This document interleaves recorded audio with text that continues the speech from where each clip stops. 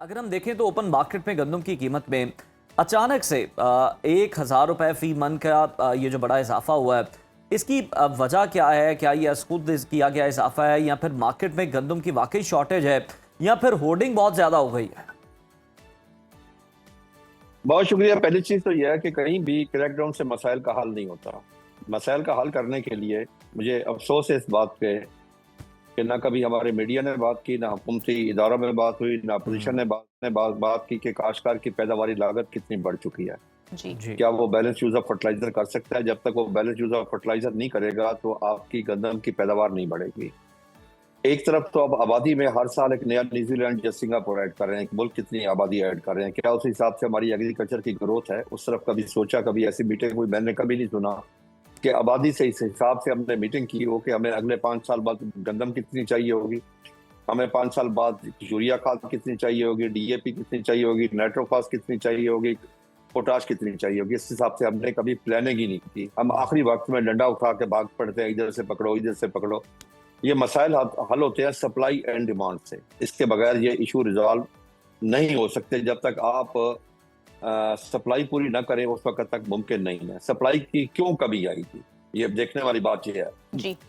क्या पिछले 2 सालों में, इससे पहले 2 सालों में काश्तकार के साथ जुल्म अजीम नहीं हुआ कि उसको पैदावारी लागत ना मिली? ये कौम बोली उसके ऊपर?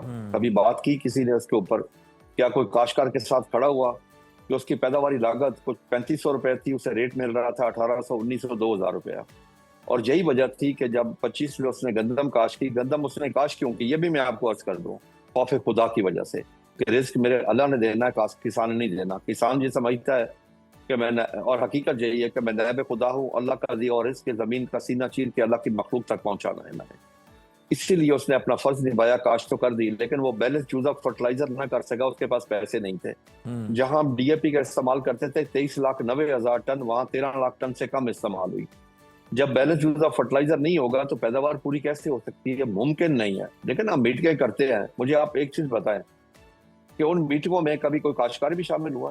किसी किसान को बुलाया? भी बजट आया सब, किसी बजट में मेरा चैलेंज है सुबह में और वफाक में काश्तकारों को शामिल नहीं किया गया, काश्तकार को स्टेक होल्डर नहीं समझा गया। जो हम तकरीबन 25,000 अरब रुपए की प्रोड्यूस देते हैं लाइफ स्टॉक और एग्रीकल्चर में, उसके साथ सलूक क्या होता है? उसे पाकिस्तानी और इंसान तस्लीम नहीं किया जाता। उस किसान की याद कब आती है? जब गंदम महंगी हो जाए, जब अवेलेबल ना हो, फिर क्रैकडाउन शुरू होता है। फिर क्या होता है? अच्छा, फिर पॉलिसी देखें, पॉलिसी है हुकूमत की। मेरा चैलेंज है, हुकूमत बता दे पॉलिसी और की क्या, डीरेगुलेट है या रेगुलेट है? यहाँ जिस मुल्क में आटे के ऊपर, रोटी के ऊपर, गंदम के ऊपर, चीनी के ऊपर पॉलिटिक्स हो, वहाँ पे हज़रात क्या कामयाब होगी? अच्छा, देखना कायदे आज़म ने जो सही आप फरमा रहे हैं देखा था, कायदे आज़म रोटी का तो एक बुनियादी जरूरत है जो कि हर इंसान की खुराक है और हर घर में बिल्कुल आप सही कह रहे हैं। आपने बड़ी खूबसूरत बात की। आपने बड़ी खूबसूरत मैं बात वही की। आपसे पूछना चाह रही हूँ कि हर साल हम देख रहे हैं कि ये इशू आता है। आपको याद होगा कि तकरीबन 2 साल पहले तो किसानों की गंदम उनके गोदामों में पड़ी थी, कोई रेट ही नहीं लग रहा था।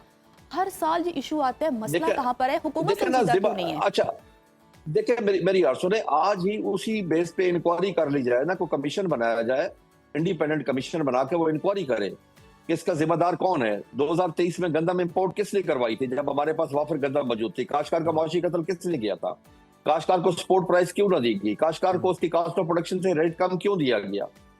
तो अगर ये चीजें होगी, जब काश्तकार के बच्चे भूखे मरने शुरू हो जाएंगे, जब काश्तकार अपने बच्चों का इलाज ना करा सके, अपने बच्चों को तालीम ना दे सके, अपने बच्चों को अच्छा घर ना दे सके, जब काश्तकार बैलेंस यूज ऑफ फर्टिलाइजर ना कर सके, अपने खेत का ख्याल ना रख सके, तो कैसे आपकी पैदावार बढ़ेगी? देखिए ना, आप आबादी में हर साल एक नया न्यूजीलैंड या सिंगापुर ऐड कर रहे हैं, आबादी बढ़ा रहे हैं जी। तो एग्रीकल्चर की ग्रोथ में अगर काश्तकार को स्टेक होल्डर ही न समझा जाए, उसको शामिल ही ना किया जाए, उससे पूछा ही ना जाए भाई तुम्हारा रोना क्यों है, पैदावार क्यों कम हुई है, तुम गंदम काश्त पे शौक क्यों नहीं रख रहे? पूरी दुनिया में ये होता है कि इंडिपेंडेंट एक प्राइस कमीशन होता है हर फसल का। उसका काम ये होता है कि काश्त करने से 1 साल पहले वो कॉस्ट ऑफ प्रोडक्शन निकाल के 25% प्रॉफिट के साथ वो रेट दे देता है। अभी मैं आपको अगले साल का बता दूं, पिछले साल मैंने जो प्रेडिक्शन की थी सच साबित हुई है। आज आप सब, हम सब मिलके पूरे पाकिस्तानी 25 करोड़ आवाम चीख रही आटा महंगा। मैंने काश्त करने से पहले ये सारी बातें बताई थी, किसी ने अमल किया? मैं अब अगले साल के लिए आपको बता दूं, अभी आईपीपीस को ऑब्लाइज करने के लिए 2 प्लांट बंद कर दिए गए, गैस उनको दे दी गई है। कितना बड़ा जुल्म है। दुनिया में नंबर 1 पे फूड सिक्योरिटी है, यहाँ खाद के प्लांट बंद हो गए हैं। तो क्या होगा जब अगले साल, जब यूरिया खाद की कमी आएगी, गंदम में कमी आएगी, तो पैदावार में कमी नहीं आएगी। किसी ने सोचा इस बात के ऊपर? जो फैसले करने वाले हैं, खुदा की कसम मैं खा के कहता हूँ, वो 25 करोड़ आवाम के लिए नहीं सोचते। यहाँ पे तो माफिया का राज है। मुझे आप ये चीज, कैपेसिटी चार्जेस हमसे आईपीपीस ले रहा है, बड़ा खून चूस रहा है, उन्हीं को सपोर्ट किया जा रहा है, उन्हीं की पॉलिसियां चल रही हैं, वही मीटिंग करते हैं। काश्तकार को तो ये हक ही नहीं है कि वो फाइनेंस मिनिस्टर से मिले। मैं आपको हकीकत बता रहा हूँ, मैं ऊपर नहीं कह रहा हूँ कि आज के जो औरंगजेब साहब फाइनेंस मिनिस्टर हैं, वो कभी किसी काश्तकार से नहीं मिले, कभी भी, जब से वो आए हैं। उन्होंने काश्तकार से नहीं पूछा कि तुम्हारे हालात क्या हैं, अच्छा तुम कैसे जिंदगी गुजार रहे हो, क्यों पैदावार में कमी ठीक है, आप ये बता रहे हैं कि वो कोई मुलाकात नहीं हुई, मीटिंग्स में नहीं शामिल किया जाता, राय नहीं ली जाती, जो कि बड़े अहम स्टेक होल्डर्स हैं उन्हीं को नहीं मशवरे में शामिल किया जाता। हमें ये बताइएगा कि आवाम के अंडरस्टैंडिंग के लिए लोग समझते हैं कि शायद जो कीमत बढ़ी है कि किसानों को फ़ायदा हो रहा है, ये भी बताइएगा कि किसान को इसका कोई फ़ायदा नहीं हो रहा। मुनाफा जो है लेके कौन जा रहा है? आड़ती लेके जा रहा है, मिडल मैन लेके जा रहा है, या फिर फ्लोर मिल्स मालिकान जो हैं उनकी जेबों में जा रहा है? आपने बड़े इन्ना लिल्लाह व इन्ना इलैहि राजिऊन, काश्तकार के साथ तो जो सलूक, काश्तकार तो वेंटिलेटर पे है। जब पिछले साल, इससे पिछले साल हमने 1800, 1900, 2000 में बेची, वही गंदम बाद में 4500 की बिकी। काश्तकार को तो फायदा नहीं हुआ, काश्तकार तो मौशी कत्ल हो गया, काश्तकार तो मर गया।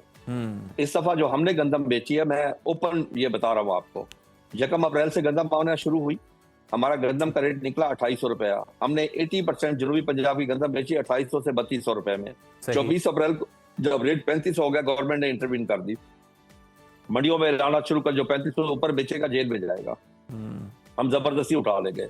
काश्तकार को कभी भी, काश्तकार को सिर्फ पहले वाला रेट मिलता है, काश्तकार तो अपने घर स्टोर भी नहीं कर सकता। और अगली बात मैं आपको एक और भी बता दूं, बायसियत मुसलमान, पैसा कमाने के लिए गंदम स्टोर करना काश्तकार के लिए गुनाह कबीरा है और हुकूमत के ऊपर फर्ज है। और ये फर्ज आज से नहीं है, हुकूमत अपने उस अल्लाह के अहकामात से गाफिल हुई है कि हजरत यूसुफ अलैहिस्सलाम को अल्लाह ने हुक्म दिया था, उस वक्त से है कि हुकूमत गंदम स्टोर करे अपनी आवाम के लिए, अपनी पब्लिक के लिए, अपनी कौम के लिए गंदम स्टोर करे।